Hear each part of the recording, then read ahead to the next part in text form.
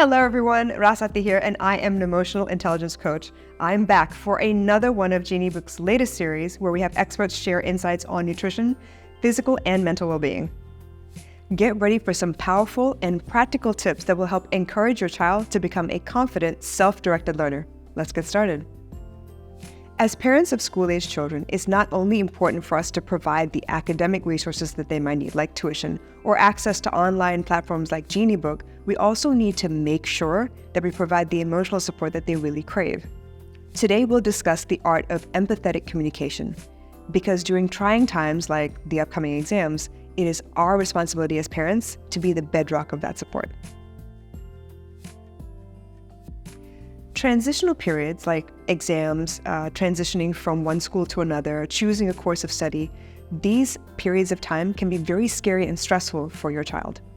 So for those of you who don't know, I'm also a parent, and my child just recently took a couple of preliminary exams just to gauge where her standard is at the moment for the upcoming exams in the future. And what I found was she takes everything very personally. So as much as I would like for her to practice and do more of the sums that she does not understand, or practice some of the comprehension questions that she's not doing so well in, I get the sullen face, the dark eyes.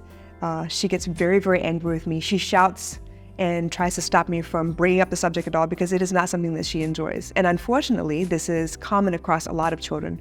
What we find actually is that if we encourage them and try to get to know their logic a little bit more, we can help encourage them to find different pathways to get the answer. And it will be more exciting for them to practice until they can get the answers that they need to get in order to get the marks that they deserve. But that's not all. So as I go through this study process, there's a little bit of a tug of war. And I find that as much as I want for her to succeed, she also needs to want to succeed. She needs to believe that she can. My job as a parent is to make sure that she has all the time and the resources she needs to succeed, right? And what I found is the irritability for my usually bubbly child, the very quiet, depressive states that she goes into sometimes can be scary for me, and I need to understand what it is that's going through her mind, why she feels this way, what is it that she believes that prompts some of these mental signs of burnout. But I also know that for some children, if it gets to a level where it's so overwhelming that it consumes all their being, it takes on a physical form as well. There are some children who will cope by eating. Whenever they get stressed out, they want to eat because when they're eating, they get to enjoy the food and they feel good for a moment. There are some children who, when they are upset, I was one of these children, when I am upset, I tend not to eat because I don't feel like I'm worthy of the food that I'm about to eat.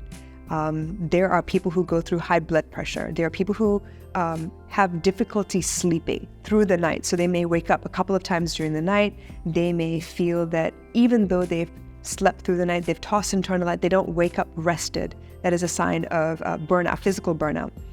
There are children who clench their jaws at night. It is a form of control for some children. I used to do that as a child as well. But when you clench your jaw so tight in the morning, sometimes it's hard to open your mouth. Sometimes it leads to headaches during the day. For some children, they wake up happy, they eat, they get dressed, but the minute they get ready to put their shoes on and head out the door to school, they suddenly feel, okay, my stomach hurts, I feel sick, I'm nauseated, I need to go to the bathroom, I can't do this right now. The anxiety hits just as they're about to open the door. But for a child to experience the physical level of burnout means that their mental is so high that their body is responding to everything that they're thinking. This is where the emotional support really needs to kick in from us as parents. So it's not a surprise that I want the best for my child. I want her to succeed. But there are times where we can't just have fun, we actually have to do the work. And in those moments, she usually forces me to become the bad guy where I have to force her to do the work. Unfortunately, that starts an argument. The argument has A to Z worth of excuses or reasons for why she should not be doing these things, and I'm ruining her life and upsetting her. But when those reasons come up, a lot of us tend to revert back into what happened when we were children, giving those same excuses to our parents. What we should instead do is believe our child's experience and learn to take note of what it is that they feel is an obstacle in their path. So I mentioned earlier that it's very important for us to believe our child's experience, but let me tell you how important that is. There are two types of listening. There's active listening, which is where we ask questions and clarify what the other person is saying so we understand them better. And then there is listening to respond, which usually comes from a very personal place where we're waiting for the other person to stop talking so we can talk again and defend ourselves. That usually does not solve problems.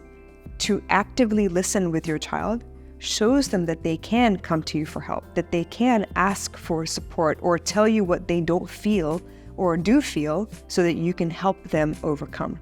So if I've explained what active listening is, but do you realize that active listening is more than listening to what the person in front of you is saying? Active listening means that you take in their entire being, because 90% of our communication is actually nonverbal. So the way they face you, their expression on their face, if they are willing to lean forward and listen to what you're saying, or if they're sitting back here like this with their arms crossed because they're not interested anymore. All of that matters. So if you're actively listening, you will take all of this into consideration. Yeah, it sounds like a lot, but it's important, trust me. Because if you're going to ask clarifying questions, you need to understand how to ask.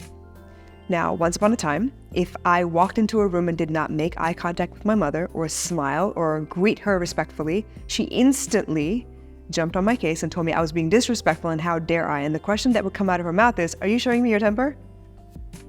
Why are you stomping around? Why'd you slam the door? Why'd you do all this? Are you showing me your temper? And immediately I knew not to answer yes because I did not want to get in trouble. But what if we rephrase that question?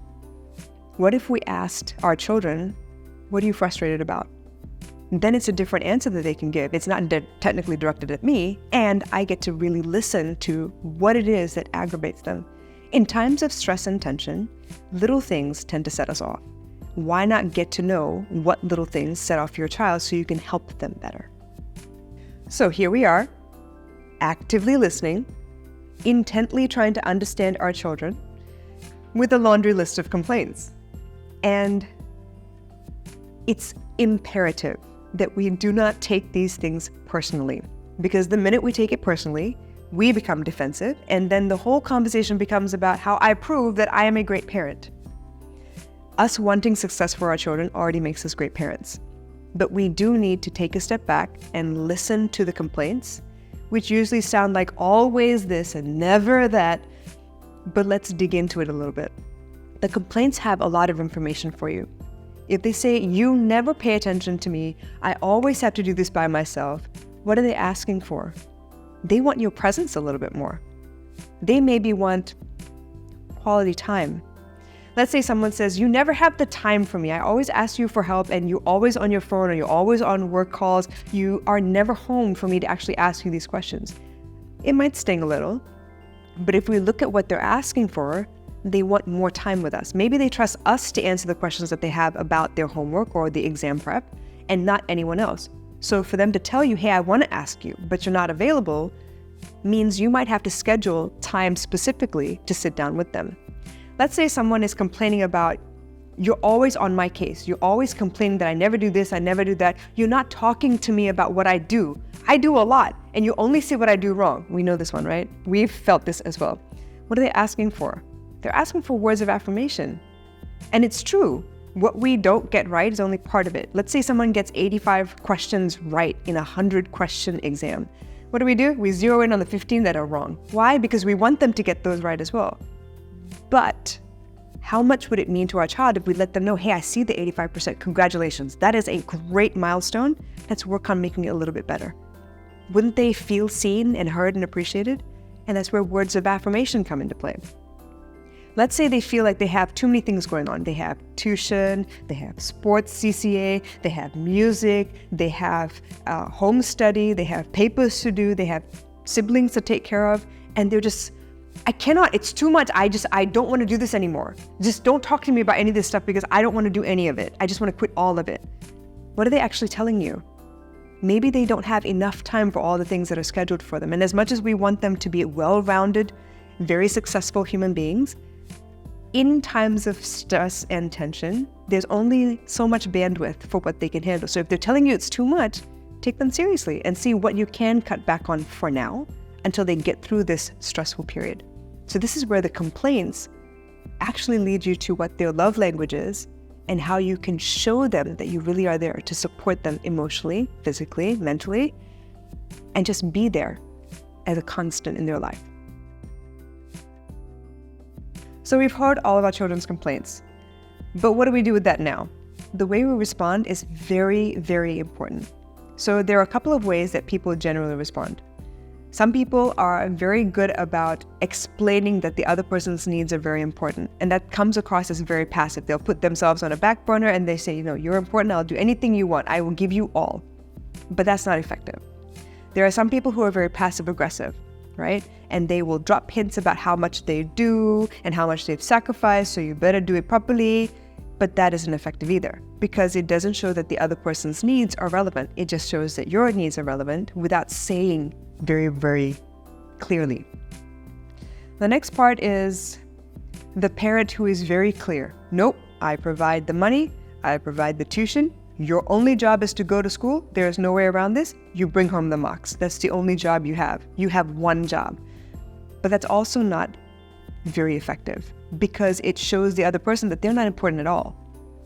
Even though they've given you a laundry list of complaints, you didn't hear any of them. This is where some of us as parents, and I've done this many times, I have accused my child of not caring about her marks, because when I speak to her, she has this look on her face like it's unresponsive, and I'll ask questions and she's like, and she's not giving me any kind of feedback. She's not telling me anything, and I assume that she doesn't care, but she does, because if I was intently listening and actively watching her behavior, I would see all of the thoughts that are running through her head. I might not know what those thoughts are, but I know she's beating herself up inside her head. So what could I do differently? I could ask her open-ended questions. We know what that is, right? Category of open-ended questions. We could ask open-ended questions where my child is forced to actually explain what she sees. Maybe she's afraid of what I will say. Maybe she just doesn't want the 2-hour lecture that she knows is coming. But the point is, I want to know her better, and I want to help, and I want her to get through this period of stress as comfortably as possible. It's going to be stressful, obviously, but where I can remove some stress, that's my responsibility as a parent, right? So we've covered the ineffective communication styles, but the best one is to be assertive. And I know you've heard that word before in workplace trainings. To be assertive means that I recognize that I have a right and I'm doing what I can, but I also recognize that you're doing what you can based on what you know. So I need to ask questions that highlight that your experience is very specific and very unique. And if I don't want to understand, I would assume, and I would accuse, and I would show you and guilt trip and shame you and get you to do what I want you to do. But that's not the end goal. We want you to be successful for life. So we need to ask questions that help you express yourself. I have conversations like this. I ask my daughter, do you need me to nag you, or can you do this on your own? If you need me to be the bad guy so that you can be focused and on track, I will be the bad guy.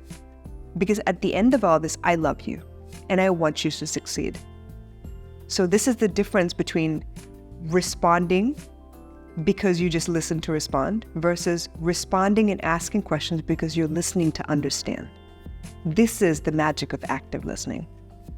Bear with me because we've covered a lot. We've talked about active listening, we've talked about complaints and love languages, types of responses, right? We've talked about stress response, we've talked about everything.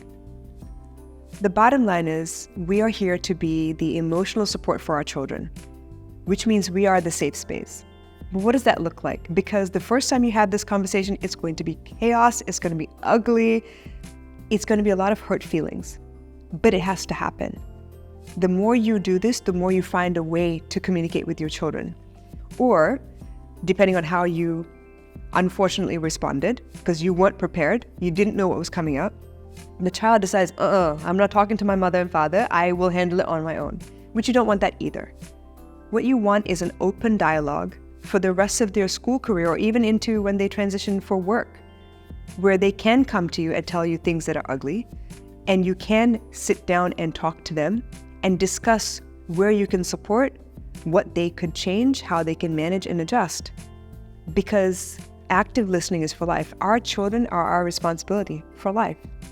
Thank you so much for your time and attention. I hope I've left you with some valuable insights and maybe shifted your perspective on your child's experience a little bit. I can't stress the importance of regular check-ins enough. Maybe it's at meal times. Maybe it's walking home from grocery shopping. Maybe you have a planned activity away from all the study stuff that you do together. Maybe it's after a session with Geniebook. Whatever your timeout is, it's important to build that safe space together. It takes two hands to clap. And with that, I hope I'll see you in our next episode.